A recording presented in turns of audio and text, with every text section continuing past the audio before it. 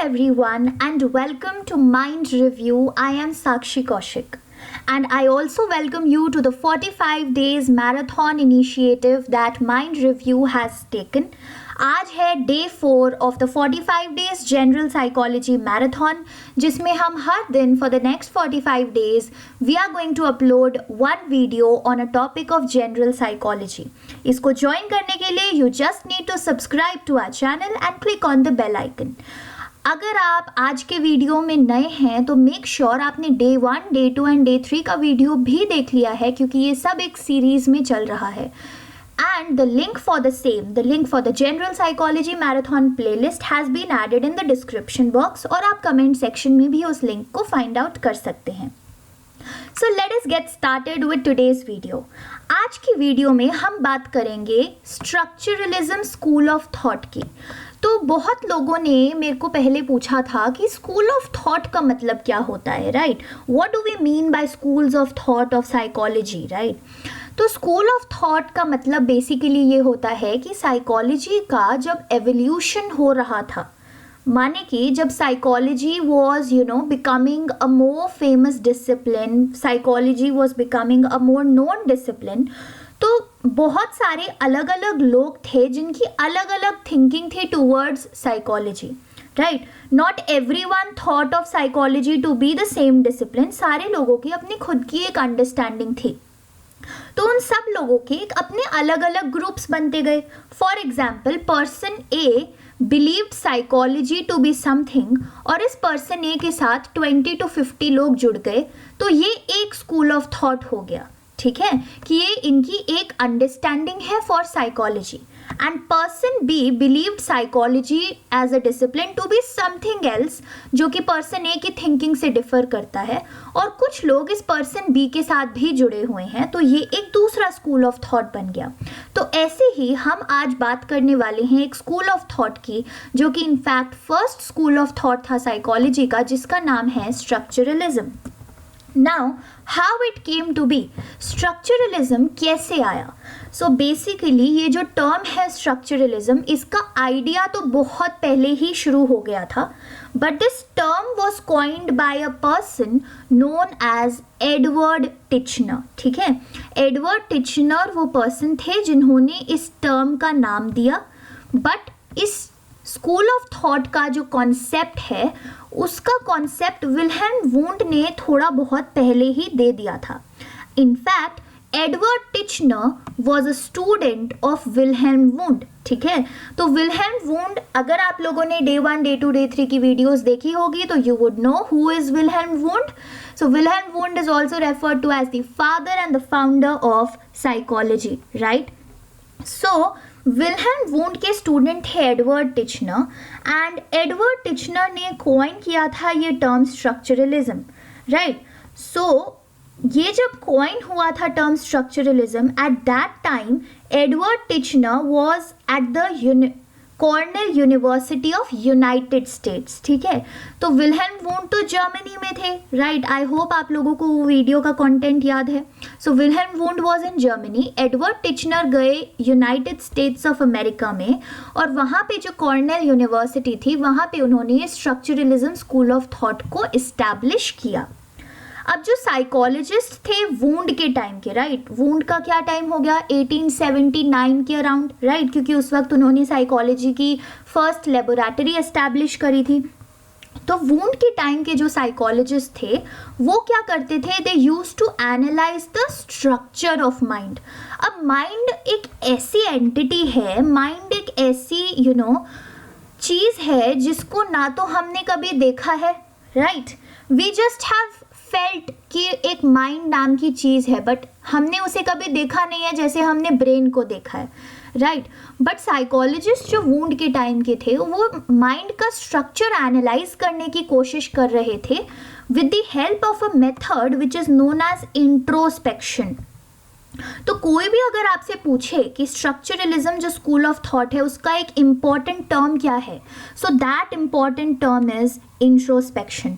तो let us understand ये introspection क्या होता है, राइट? बड़े ध्यान से सुनिएगा, बहुत ईजी चीज़ है बट थोड़े अटेंशन की ज़रूरत है. So, introspection was a procedure in which individuals or subjects in a psychological experiment were required to describe in detail their own mental processes, their own experiences. तो बेसिकली करना क्या था कि अगर कोई भी साइकोलॉजिकल एक्सपेरिमेंट हो रहा है और उस एक्सपेरिमेंट के जो भी सब्जेक्ट्स हैं, ठीक है, जो भी इंडिविजुअल्स उस एक्सपेरिमेंट में पार्ट टेक कर रहे हैं, जो उस एक्सपेरिमेंट के सब्जेक्ट माने जाते हैं, उनको क्या करना होता था, उनके जो खुद के फीलिंग्स हैं, ठीक है, उनके खुद के जो मेंटल प्रोसेसेस हैं, यानी कि थिंकिंग हो गया, प्रॉब्लम सॉल्विंग हो गया, ये जो सारी चीज़ें, यानी कि वो खुद क्या फील कर रहे हैं, उनको अपने ही वर्ड्स में डिस्क्राइब करना था। तो इसके लिए मैं आपको एक छोटा सा एग्जाम्पल देती हूँ, राइट। अगर पर्सन ए है, ठीक है, पर्सन ए, मैं सपोजिंगली रिसर्चर हूँ, ठीक है, जो एक एक्सपेरिमेंट कैरी आउट कर रही हूँ, और पर्सन ए है मेरा सब्जेक्ट। इस पर्सन को मैं हाथ में एक छोटा सा स्टोन होता है ना, पेबल, बिल्कुल छोटा सा पत्थर जैसा, वो मैं इस पर्सन को दे देती हूँ अपने हाथ में पकड़ने के लिए। एंड उसके बाद मैं इस पर्सन को कहती हूँ कि थोड़ी देर इस स्टोन को अपने हाथ में पकड़ो, मुट्ठी बंद करो, feel the texture of the stone, और आपको क्या फील हो रहा है इस स्टोन को अपने हाथ में पकड़ के, वो सब एग्जैक्टली आप मुझे डिस्क्राइब करो in your own words.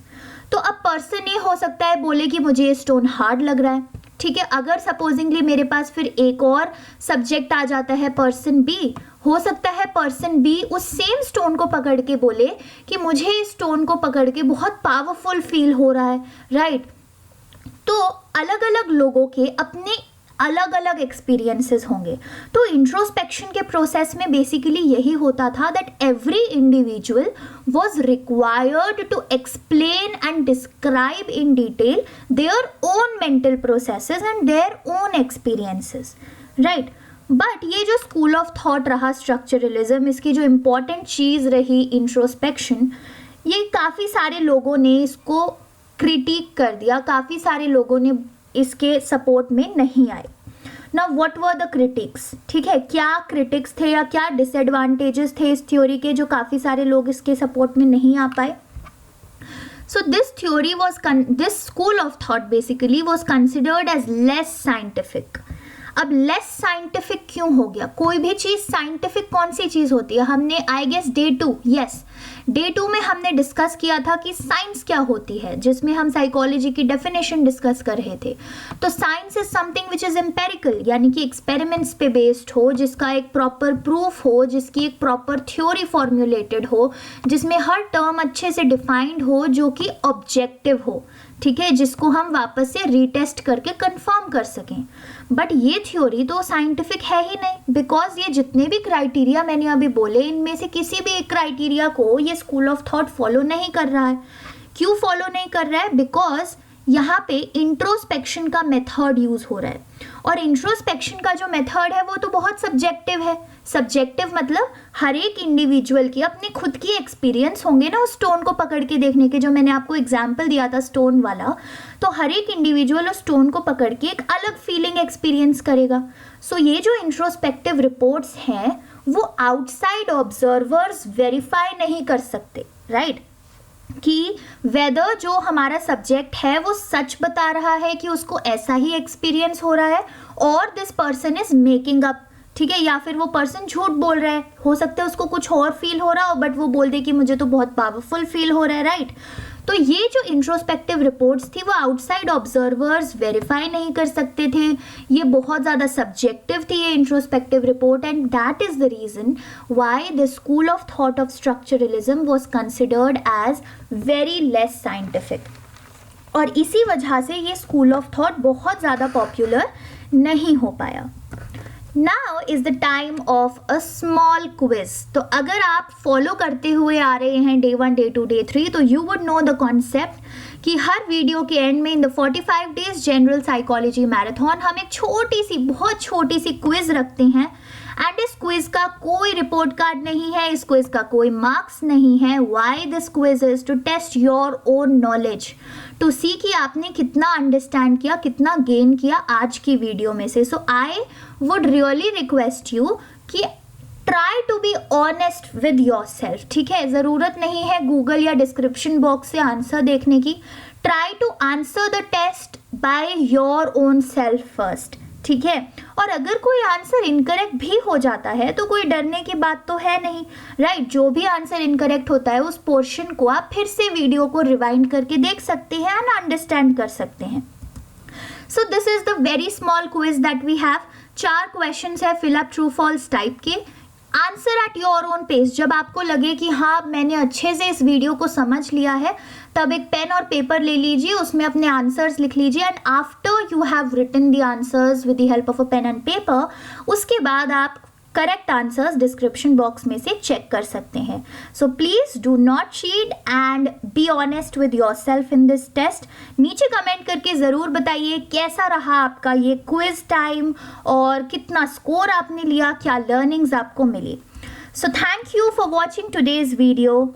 Make sure कि आप इस 45 डेज मैराथन को ज्वाइन ज़रूर करें by subscribing to our channel and clicking on the bell icon.